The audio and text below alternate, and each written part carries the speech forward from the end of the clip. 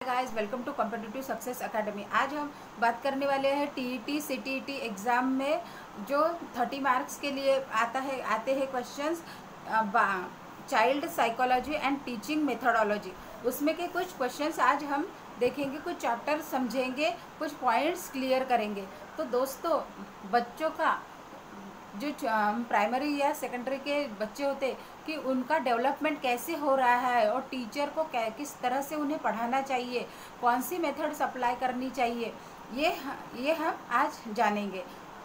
First है कि और उसके लिए कौन कौन से टीचिंग यूज़ करनी चाहिए, उसके कुछ मेथड्स है जो टीचिंग से रिलेटेड जो साइंटिस्ट हुए हैं उन्होंने उसमें कुछ मेथड ऐड की है, तो वो टीचर्स को समझना है। यानी आपको अगर फ्यूचर टीचर बनना है तो ये आपको लर्न करना है और टीईटी सीटीईटी के एग्ज़ाम में इस तरह के क्वेश्चन आ सकते हैं। तो चलिए स्टार्ट करते हैं। फर्स्ट है child development and teaching theories. कुछ थेरीज है और वो किसने बनाई है, उनके नाम है, और थेरीज की कुछ डिस्क्रिप्शन भी हम समझेंगे जो कि एग्ज़ाम के अनुसार उसमें से कुछ क्वेश्चंस आ सकते हैं। जैसे साइकोडायनेमिक थेरी। साइकोडायनेमिक थेरी ये सिगमंड फ्रायड ने बनाई है। तो इस मेथड में उन्होंने कहा है कि बच्चों का साइकोलॉजी समझिए। हर बच्चा एक तरह से नहीं होता है, लेकिन एक एज ग्रुप होती है बच्चों की, वो ध्यान में रखकर उन्होंने ये साइकोडायनेमिक थेरी सिगमंड फ्रायड ने बनाई है। दूसरी है मॉरल डेवलपमेंट थेरी। ये लॉरेंस कोलबर्ग ने मेंशन की है। मॉरल डेवलपमेंट, बच्चों का जैसे जैसे विकास होता है, डेवलपमेंट होती है, उनके अंदर कुछ मॉरल हमें क्रिएट करना है या उनके खुद के ही होते हैं। जैसे कि कोई उनका आइडियल है, वो उनकी तरह बनने की कोशिश करते हैं, that is a moral development. तो हमें उनके मॉरल डेवलपमेंट किस तरह से विकसित करना है, ये उन्होंने लॉरेंस कोलबर्ग ने अपने इस मेथड में डिस्क्राइब किया है। तीसरी है socio culture therapy. Socio culture therapy, ये थेरेपी लेव वेगोस्की ने बनाई है। तो उन्होंने इस थेरी में बताया है कि बच्चों की सोशियो कल्चर हमें किस तरह से डेवलप करना है, बच्चों को दूसरों के साथ किस तरह से अटैच करना है, उसके लिए उन्होंने कुछ मेथड्स बताई है जो इस सोशियो कल्चर थेरेपी में आती है। चौथा है साइको सोशल थेरेपी।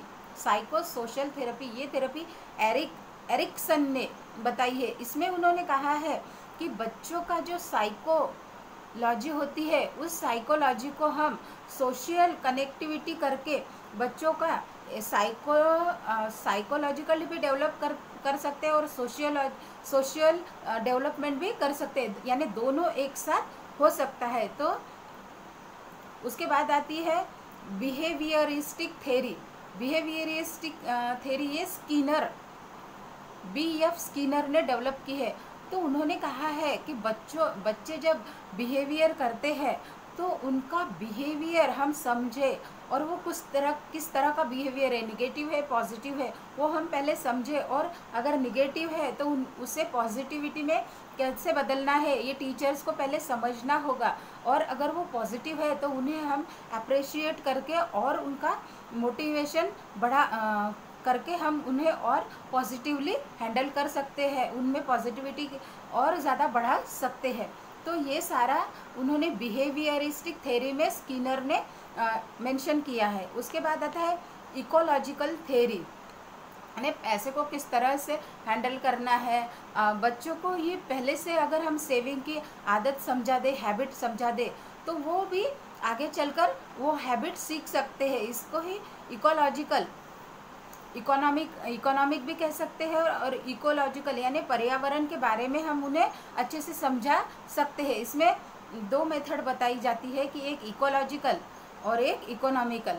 तो इकोनॉमिकल ये जो है हम वो उन्हें सेविंग का वैल्यू समझा सकते हैं, और इकोलॉजिकल हमारे जैसे एनवायरनमेंट है, एनवायरनमेंट में ट्रीज़ का वैल्यू और एनिमल्स, बर्ड्स, इनका वैल्यू हमारे नेचर के लिए, एनवायरनमेंट के लिए किस तरह से इम्पोर्टेंट है, ये थेरी यूरी ब्रेनर ने बनाई है और बच्चों का पूरी तरह से डेवलप करने के लिए ये सारी थेरीज बनाई गई है। Multiple intelligence theory, Harvard gardener ने मल्टीपल इंटेलिजेंस, बच्चों को हमें एक ही साशे में नहीं डालना है, उनके माइंड को हमें पूरी तरह से डेवलप करना है, उनमें ज़्यादा से ज़्यादा स्किल हमें डेवलप करने हैं। तो ये सब मल्टीपल इंटेलिजेंस में आते हैं। बच्चों को मैथ में भी अच्छा बनाना है, लैंग्वेज भी डेवलप करनी है, उनको सोशल एक्टिविटी में भी आगे लाना है। तो ये मल्टीपल इंटेलिजेंस है और ये किस तरह से डेवलप किए जाते हैं ये गार्डनर ने बताया है।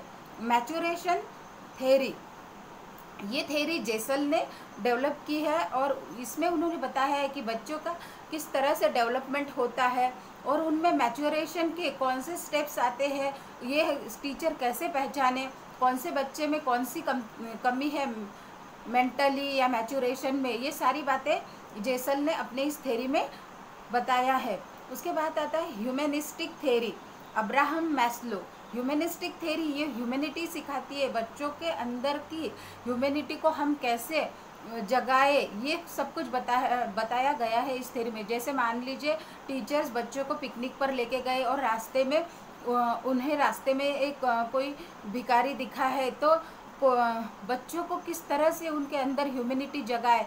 अगर टीचर ही उस भिखारी को थोड़ी मदद कर रहा है, ये देखकर बच्चों में भी ह्यूमैनिटी जाग सकती है। तो इस तरह से छोटे छोटे उदाहरण देके, एग्जाम्पल देके ये थेरीज समझाई गई है ताकि अच्छे से डेवलप हो सके। और जो मेन एम है टीचिंग का वो कि एक अच्छा ह्यूमन तैयार करना, एक सोशल डेवलपमेंट तैयार करना, एक दूसरे के प्रति आदर की भावना क्रिएट करना, ये सारी बातें इसमें बताया गया है। तो दोस्तों सीटीईटी और टीईटी की एग्ज़ाम की अगर आप तैयारी कर रहे हैं तो ये जानकारी आपके लिए बहुत ही कारगर साबित हो सकती है। आपको ये जानकारी कैसे लगी कमेंट करके बताइए।